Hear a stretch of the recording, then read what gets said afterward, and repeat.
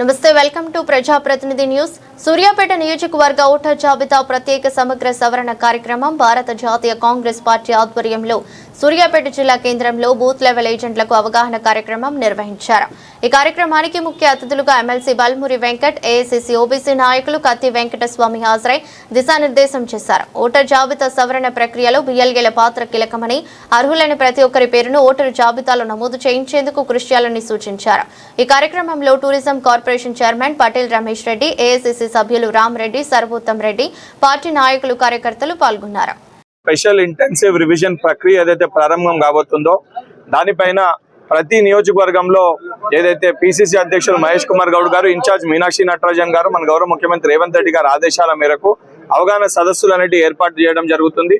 ఈ అవగాహన సదస్సులో బిఎల్ఏలకి వారి యొక్క ఏ రకంగా వారు పనిచేయాలి, ఈ 3 నెలలు ఏ విధంగా వాళ్ళు కంకణబద్దులై గ్రౌండ్ రూట్ లెవెల్లో ప్రతి ఒక్క ఓటర్ని వారి యొక్క ఓటర్ నమోదు చేసుకునే విధంగా బిఎల్ఏలతో సమన్వయం చేసుకొని కార్యక్రమం నిర్వహించాలి, ఆ రకంగా ముందుకు వెళ్ళాలని చెప్పి వారికి దిశానిర్దేశం ఇవ్వడం జరిగింది.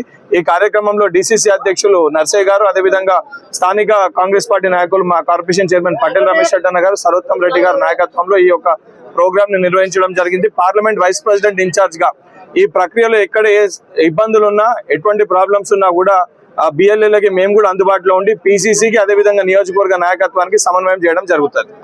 భారతీయ జనతా పార్టీ మొన్నటి వరకు కేవలం ఓట్ చోరీ చేసి ప్రజాస్వామ్యాన్ని ఏదైతే తుంగలో తొక్కే విధంగా కొన్ని రాష్ట్రాల్లో అధికారంలోకి వచ్చింది.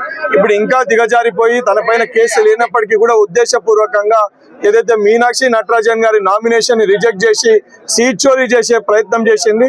తప్పనిసరిగా స్వాతంత్రం తెచ్చిన పార్టీగా ఈ అప్రజాస్వామ్యంగా నడిపించే భారతీయ జనతా పార్టీ పైన ప్రజాస్వామ్యబద్ధంగా పోరాటం చేస్తాము. తప్పనిసరిగా రాబోయే parliament elections, general elections Bharatiya Janata పార్టీకి ప్రజల సహకారంతో తగిన గుణపాఠం చేసి రాహుల్ గాంధీ గారిని భారతదేశ ప్రధానిగా తెచ్చేట్టుకుంటాం. తప్పనిసరిగా ఏ విధంగా ప్రజాప్రభుత్వం అధికారంలోకి వచ్చినాక ప్రజల సంక్షేమము, తెలంగాణ రాష్ట్రం అభివృద్ధి ధ్యేయంగా ముందుకు పెట్టుకొని గౌరవ ముఖ్యమంత్రి రేవంత్ రెడ్డి గారి నాయకత్వంలో డెవలప్మెంటల్ యాక్టివిటీస్, సంక్షేమాన్ని 2 కళ్ళుగా పెట్టుకొని ముందుకు వెళ్ళడం జరుగుతుంది. తప్పనిసరిగా రాబోయే జనరల్ ఎలక్షన్స్ లో కూడా రేవంత్ రెడ్డి గారి నాయకత్వంలో ఏదైతే నల్గొండ పార్లమెంట్ పరిధిలో అన్ని సీట్లు, తెలంగాణ ప్రాంతంలో కూడా 119 స్థానాలు ఉంటే 100కి పైగా స్థానాల్లో కాంగ్రెస్ పార్టీ విజయ డంకా మోగించి మళ్ళీ తెలంగాణలో గౌరవ ముఖ్యమంత్రి రేవంత్ రెడ్డి గారిని ముఖ్యమంత్రిగా చూస్తాం. మన రాష్ట్రంతో పాటు 14 రాష్ట్రాల్లో కేంద్ర ఎన్నికల సంఘము ఎస్ఐఆర్ అంటే స్పెషల్ ఇంటెన్సివ్ రివిజన్ ప్రత్యేక సవరణ, సమగ్ర సవరణ అనేటువంటి పేరుతోటి ఓటర్ల జాబితాలలో కొత్త ఓటర్లను చేర్చడం కావచ్చు, లేదా పాత ఓటర్లలో ఎవరైనా చనిపోయిన వాళ్ళు ఉంటే, లేకపోతే 2 ఓట్లు ఉంటే ఇట్లాంటి వాటిని తొలగించడం, లేదా ఫేక్ ఓటు ఉంటే, రోహింగ్యాలు ఫేక్ ఓటు అనేటువంటిది మనకు తెలుసు. అదే గొడవ మనకు బీహార్లో, మన పశ్చిమ బెంగాల్లో జరిగింది తెలుసు. సో ఆడ తీసినటువంటి రోహింగ్యాలు అంటే ఈ భారత ప్రభుత్వం తీసినటువంటి అక్రమ ఓట్లు ఏంటని అంటే 1087 ఓట్లు మాత్రం ఇక్కడ అస్సాం మొత్తంలో తీసింది. సో ఇదంతా కూడా ఒక ఫేక్ ప్రచారం చేసి నిజమైన ఓటర్లను, పర్టికులర్గా దళిత బహుజన ఓటర్లను తొలగించి, ఈ దళిత బహుజన ఓటర్లను ఎందుకు తొలగిస్తున్నారని మీరు అడగొచ్చు. ఈ దళిత బహుజన ఓటర్లు ముత్తు నుంచి కూడా కాంగ్రెస్ పార్టీకి వెన్నుదిన్నగా ఉన్నారు.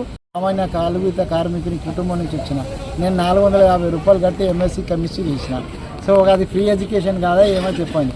ఇలా ఎంఎస్సీ కెమిస్ట్రీ చేయాలి అంటే, ఈరోజు చేయాలని అంటే మీరు ఏ కాలేజీకి పోయినా కూడా 30 లక్షల రూపాయలు కావాలి. కానీ నేను 450 రూపాయలు పెట్టి చేసిన అంటే that is the greatness of the Congress party.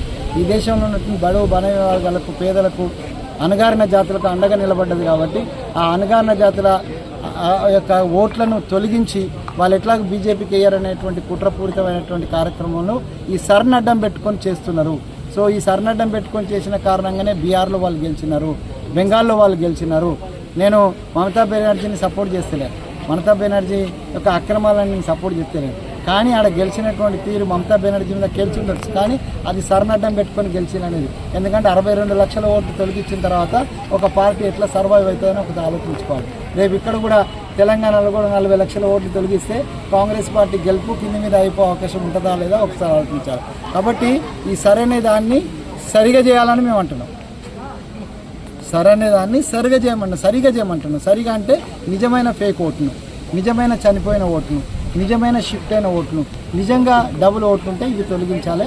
దానికి శిక్షణ ఇవ్వడం కోసం ఇవాళ మా కార్యకర్తలకు బిఎల్ఏల పేరుతోటి బూత్ లెవెల్ ఏజెంట్ పేరుతోటి వాళ్ళకు ఒక ప్రత్యేకమైన శిక్షణ ఇచ్చినాము.